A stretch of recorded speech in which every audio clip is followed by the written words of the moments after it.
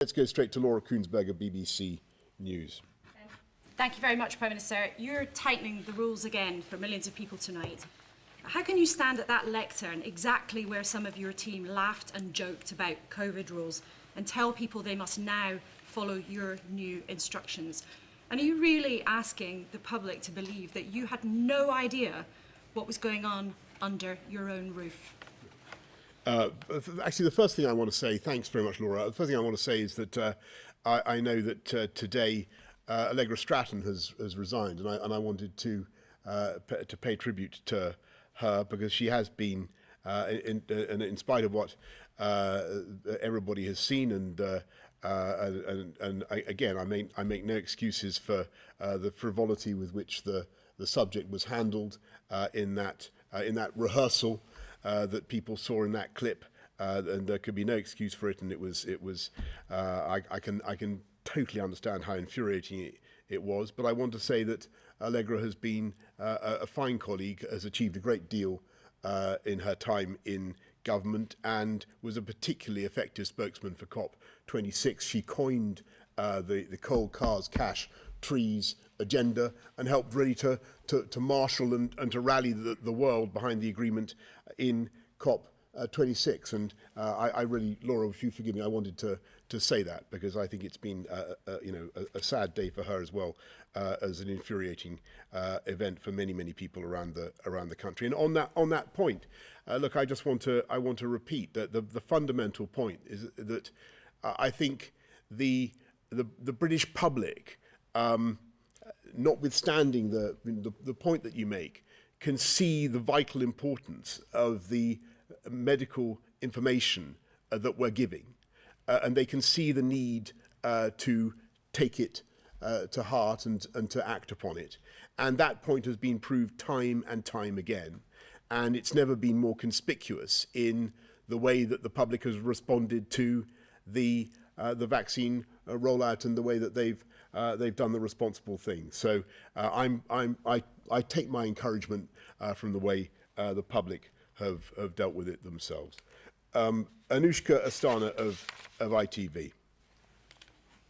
Prime Minister, you've only really agreed to an investigation into what happened on December the 18th last year because of the video that emerged from this room. And Allegra Stratton's resignation seems to further suggest that a party took place despite the denials. But we've also had serious allegations about parties on 3 other occasions. So I want to ask you why they aren't being investigated. Is it because you haven't been caught out in those cases, or is it because reports are true that you attended some of them? And to the rest of you here, can I ask how worried you are about whether this undermines public trust? Because the polling suggests that it does do, and Conservative MPs are openly saying that it's very hard now to mandate the public to act. Thanks very much, Anushka. Well, I repeat what I said in the House and earlier today. The Cabinet Secretary will conduct an inquiry into into what took place on December the 18th. As for other events that other dates that you mentioned, as far as I'm aware, to the best of my knowledge, and we have followed the rules throughout, and that is what you would expect. Indeed, we followed the rules. As far as I'm aware, the rules were followed on December the 18th as well. And I just repeat that point. But it's clearly important that the Cabinet Secretary is able to get to the bottom of it. But in the meantime, on your sort of your global, your big point again, Anushka, which is really the same as Laura's, I think overwhelmingly the public see the importance of the messages that they are getting via this medium. It is imperfect. We do what we can to explain what we think is necessary. I know it's contentious. I know it's difficult, and I know that sometimes the messages are confusing. We do our absolute best to make it as clear as possible, and we do everything that we can to protect public health. That's what we're driven by. But Chris and Patrick, you were asked. I mean, the measures work because people follow them, and that's been shown time and time again during this. So it's incredibly important everyone follows it. It's everybody. It was incredibly important throughout. It's going to be incredibly important going forward. and it only works if we all do it. And we're now facing a viral variant that's rapidly progressing.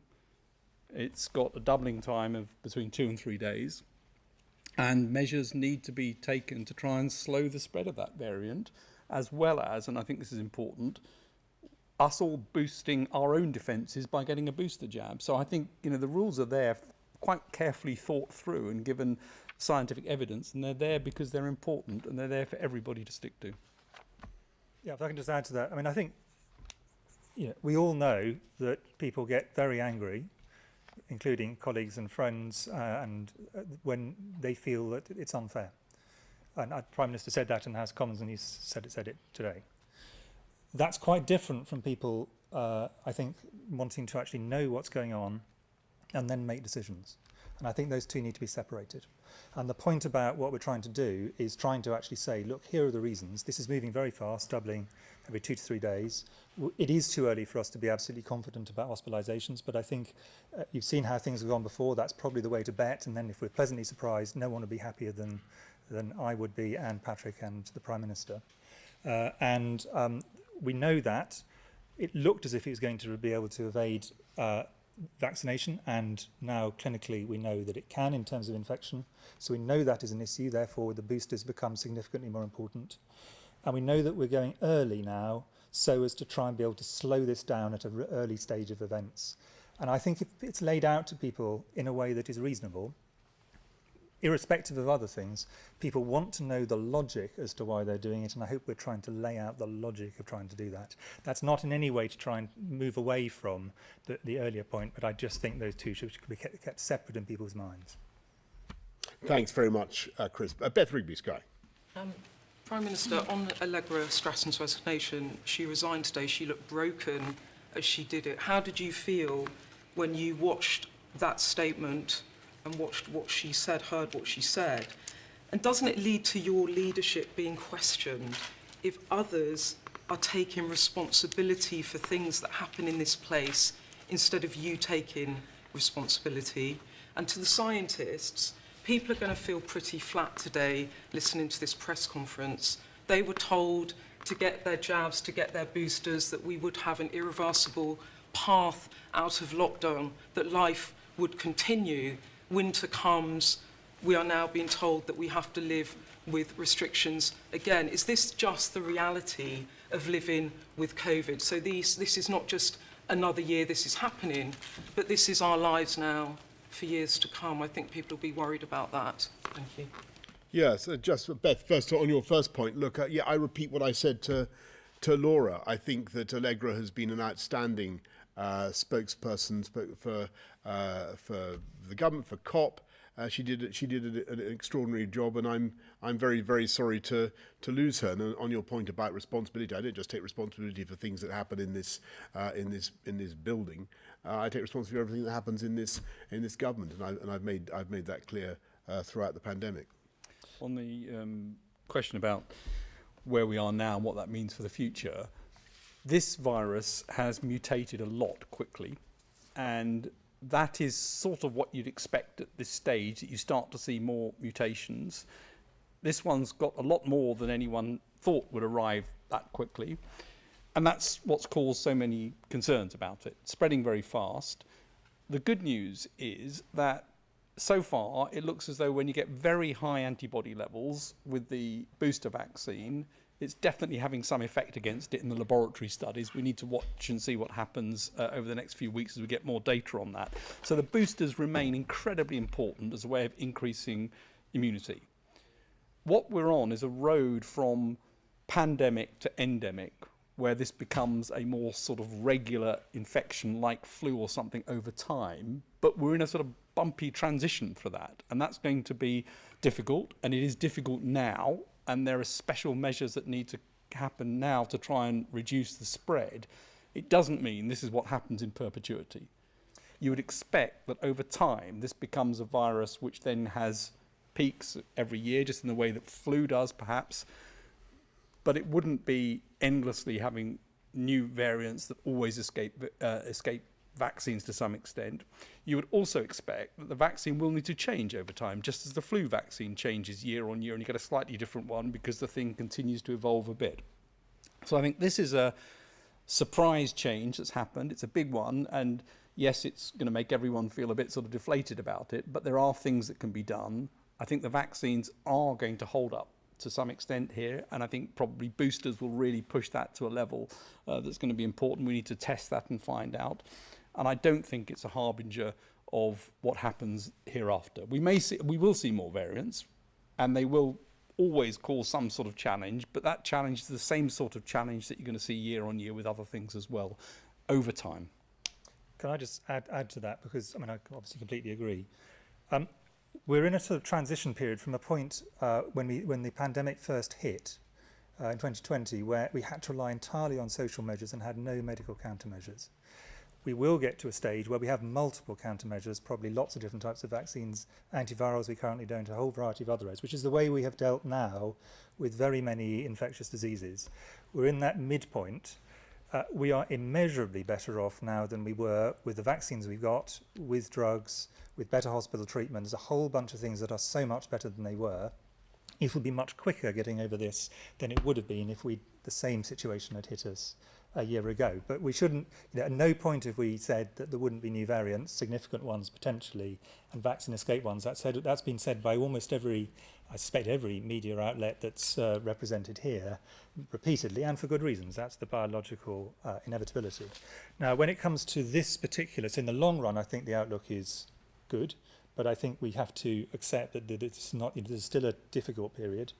And in terms of this particular variant, the question I think is really going to be, is this held by the current vaccines with boosters, or are we actually going to have to do a reformulation of the vaccine, at least for more vulnerable people, and that is what we will need to do over time. And it may be actually what we have is a transition period where the booster holds it for a bit, and that buys us time, and then we can actually get a specific or what's called polyvalent vaccine, and that will allow us then to, from later on in this year, be able to respond to it directly. So I think we should, in a sense, what I think we should say is I can see why people would feel deflated, but this is a kind of setback. This is not a situation where we're back to square one. We're having to just deal with it as we always thought we might have to.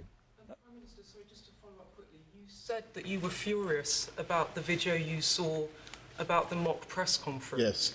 How did you feel when you saw Allegra Stratton? Yes, I'm sorry. Yes, I'm sorry. Because of the huge press of meetings so far today, I haven't been able to see that, but I'm of course aware of what Allegra has said, and I just repeat what I said. I'm very grateful to her for everything that she's done, and I wish her all the very best, and we will certainly miss her here in government. But I just want to add to what Chris has said on this crucial period, because I think that there is at least a strong possibility that we will discover in the course of the next few days and weeks that indeed the combination of two jabs and a booster is capable of holding Omicron in equilibrium in the way that we want, and then as I said, we will be able to move forward. And it's always worth bearing in mind that what we're doing today with Plan B is something that we set out back in September. So this is not a deviation from the position that we thought we might find ourselves in as winter set in. We always reckoned that we'd see a spike in disease and in infection. Actually, Delta has been remarkably stable. The problem has been this sudden emergence of Omicron and the real spike that it's producing. And given the potential numbers that Omicron could produce, we just have to respond today in the way that we are. Pippa Crerar from the Mirror. Thank you, Prime Minister. I thought I'd have another go at Anushka's question because I don't think you quite answered it. Can I ask why you've tasked Simon Case with investigating a party on December the 18th last year that you weren't at, rather than one on November the 27th, where you gave a speech that you were at? in breach of the rules by any reasonable legal analysis? And further to that, will you extend the inquiry, Simon Case's inquiry, to include any other gatherings, events, parties, use the term that you choose, that took place in number 10 or indeed in your flat, if there's evidence of them? So first of all, Pippa, this is a huge, as people know, this is a massive Department of State, and there are people working flat out the whole time, working on all sorts of issues, and they work extremely hard. And according to very, very well respected civil servants and advisors, special advisors that I've talked to about what happened in the events that you describe, no rules were broken. I've asked Simon Case to look at the other Cabinet Secretary, Simon Case, to look at the December the 18th event. I'm sure he'll be considering all sorts of things. But as far as I'm concerned, all the evidence I can see is that people in this building have stayed within the rules. If that turns out not to be the case, and people wish to bring allegations to my attention or to the police or whoever, then of course there will be proper sanctions. But in the meantime, I think what we should do is let Simon get on with, let the Cabinet Secretary get on with his job, and I'm sure he'll be making his findings public as soon as possible. Ben. Are you restricting him to looking at December the 18th? I mean, that's the part of the question. The guidance has been, and the rules have been observed at all times, and he's looking at the issue of the 18th of December. He may wish to look at other things. That's a matter, frankly, for him. Ben Riley-Smith of The Telegraph. Thank you, Prime Minister. 3 quick ones. Tory MPs have suggested you pulled this announcement forward to bounce headlines about the Christmas party. Is that true? On Christmas parties and nativities, what's your message now to the country? Is it those should be cancelled? And there's no time limit at all to these new restrictions or when they might be considered. When do you think the earliest point that might be? Mid-January, February or spring? And a quick one for Professor Whitty, just picking up on your point about reformulating the vaccines. Do you think there's a real possibility a lot of people might need a 4th vaccine before next autumn to counter Omicron? Right, thanks very much, Ben. So look, on the first point, we'll just imagine the counterfactual. Colleagues say, or people say that we're somehow making this announcement to coincide with events in politics. Well, actually, imagine if this step were to have been delayed because of political events of one kind or another. What would people say then? You've got to act to protect public health when you've got the clear evidence, and I think I'm right in saying that SAGE only met yesterday to discuss this. The evidence about the transmissibility of the virus has we've been watching it for days, but it's become, I'm afraid, unmissable, not just in South Africa, but in this country as well. And you know, if you delay, as everybody knows, with a doubling time of 2.5 to 3 days, you see more doublings, and your position becomes predictably and inevitably worse and more difficult to recover from. On Christmas, the best way to ensure we all have a Christmas as close to normal as possible is to get on with Plan B. Irritating though it may be, it is not a lockdown.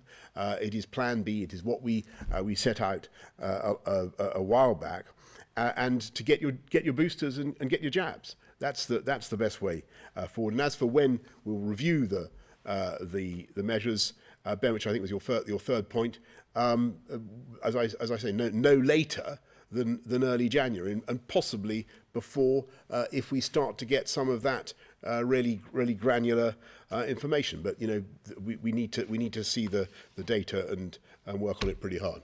Sorry, just on the second, it was Christmas parties and nativities. Should yes, sorry, no. Do that. Good. No, they should not. No. So thank you, Ben. No, in my view, they should not be. They should follow the guidance, of course, but we're not saying we don't want kids to be taken out of school before the end of term. Not that there's very long to go now. We don't want nativity plays to be cancelled. We think that it's okay currently on what we can see to keep going with Christmas parties, but obviously everybody should exercise due caution, have ventilation, wash your hands, get a test before you go, a sensible thing to do. Give yourself or give everybody else at the party the confidence that they're going to be meeting someone who is not contagious. Those are simple things that people can do, but that's what we're saying. On the question you asked me, I think it's far too early to be sure on this. A lot of scientists are doing a lot of work at the moment just to work out what the current 2 doses and different combinations of those and the booster will do with the Omicron variant.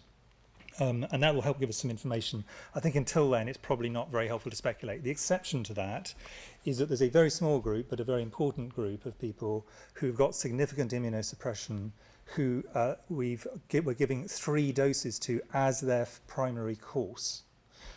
They will then get a 4th dose, which is essentially their booster dose. So in that group, the answer is yes. But in the great majority of people at this point, I think the answer is we'll have to wait and see what the data show. Just to build on that, I mean, we've now got vaccine design that allows you to alter them quite easily and to make, as Chris said, so-called multivalent or polyvalent vaccines against different variants in one go. Those are going to provide breadth of coverage in the future. When they'll be needed, we don't know. We've also got antiviral drugs coming through now. 2 have been reported recently, which have good effects. So there are increasing number of options to look at this, but, and this is important, going back to the timing point, SAGE met last week and met again yesterday, on both occasions, saying, look, this is spreading rapidly. You don't just watch it spreading rapidly. You need to do something. And that isn't just the boosters. The boosters are incredibly important, but it's also about trying to reduce the possibility of spread, which means reducing social contacts in order to try and achieve that. Thank you. Emilio Casalicchio from Politico. Thanks, Prime Minister. You just suggested that Simon Case could extend this probe beyond just this alleged party on the 18th. The Permanent Secretary for the Department for Education today said that that party that happened at DFE that they apologised for will be included in that probe. So obviously it's quite flexible. So would you encourage Simon Case to look at all allegations of all parties that might have happened in Downing Street last year? And also, would you commit to the inquiry being published before the end of the year? How quickly would you like to see it done? Yeah. And then I've got a question for the scientists, maybe all 3 of you. Obviously, you've just announced new restrictions, including a recommendation to work from home. Is the fact that we're here doing this now not a mark of failure? We should have fixed the roof while the sun was shining, surely, with the pandemic. Prepare the vaccine booster rollout, so it could have been done at lightning speed, but instead it's been quite slow to get this new part of the rollout sorted. Actually created a proper world-beating test and trace system, but it feels like we're still not quite there yet as well. We went through devastation last year, but it feels like we still haven't completely learned our lessons. And when are we going to learn? Because next time we might be hit by a virus that's much more dangerous than the pandemic. So are we going to be actually ready by then? Right. Well, look, I mean, just can I get Emilia? Can I just go back on some of the things you've just said? I think it is worth people bearing in mind that there are a lot of countries in our immediate neighbourhood that have got restrictions already far tougher than ours and tougher than the ones that we're asking people to implement now, much tougher. And I think people should also bear it, and that's because we had the fastest vaccine rollout in Europe, Emilio, just to remind you of that. And it is also the case, far from having a sluggish vaccine rollout, what we've now got is, I think, 21 million people having a booster. Right, we've now got 21 million people boosted. And again, I think I'm right in saying we've boosted more people than any comparable country, and certainly faster than any other European country. So I'm not going to hear any a criticism of the NHS or the GPs or the pharmacists or the volunteers or everybody who's worked blindingly hard to get this done as fast as they possibly can. Yes, I think what I think is fair, Emilio, is to say that we now need to go much further and much faster, and in having asking people to make further sacrifices as we are with Plan B. We've got to step up that booster campaign, and it's got to grow wings. And the pledge that everybody over 18 will get the offer of a booster by the end of January. I want to see us deliver that, and I want to see such a huge rate of booster vaccination in this country that if, as I hope, the boosters can hold Omicron, then we can get back to the road that we were on. That's what we're trying to achieve. And on your other point about the Cabinet Secretary, as far as I'm concerned, he's got to get to the bottom of what he thinks is appropriate and right. But I repeat my view that to the best of my knowledge, everything I've been told is that the rules were followed. But if that doesn't turn out to be the case, then there will be the appropriate sanctions. Yes, as I said in the House today, as soon as possible. Shall I first go on? Yes. Actually, want to add on the wider one. I mean, there are multiple points you put there, and I'll try and give a very brief answer. Short version on pandemic, of course we have to plan ahead, but remember that every pandemic is different. The last pandemic that is as bad as this one, and you can certainly conceptualise very, very bad alternative ones, was HIV, a sexually transmitted infection, completely different way you approach it. So the idea that somehow something you can just take off the shelf and that's your pandemic plan, every single time you have to adjust it according to what you find. This is a very serious pandemic. Second general point is inevitably there have been bumps along the road and things we would do differently if we had done them again. That's obvious. But actually, the idea that a new variant, which we knew was going to come, everyone's been accepting that, is somehow a failure, I think is a misunderstanding of the biology. So speaking as a doctor, you expect problems to occur. When they occur, you address them scientifically and rapidly.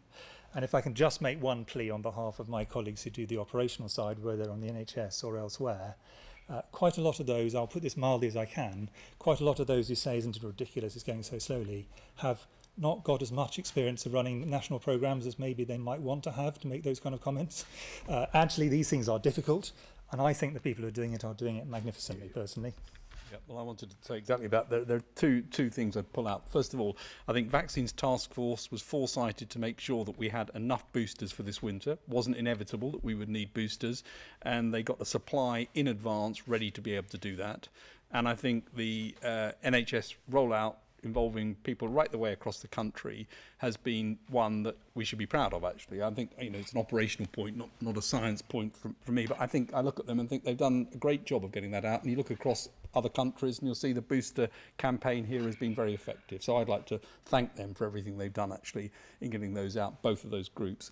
And then I'd like also to say that if you look at the 100-day mission that we published at the time of the G7, that was precisely about trying to make sure all of the parts, from surveillance through to rapid production of vaccines and therapeutics, through to what needs to happen for finance and getting this across the world and equitable access, can be improved right the way across the world, so that for any new infection going forward, there is a roadmap to try and get this done more quickly and more efficiently than was possible this time. And so I think making sure that 100-day mission, which the G7 endorsed, is something that really is taken up right the way across the world, is going to be crucially important. Good. Thanks, everybody. Thank you.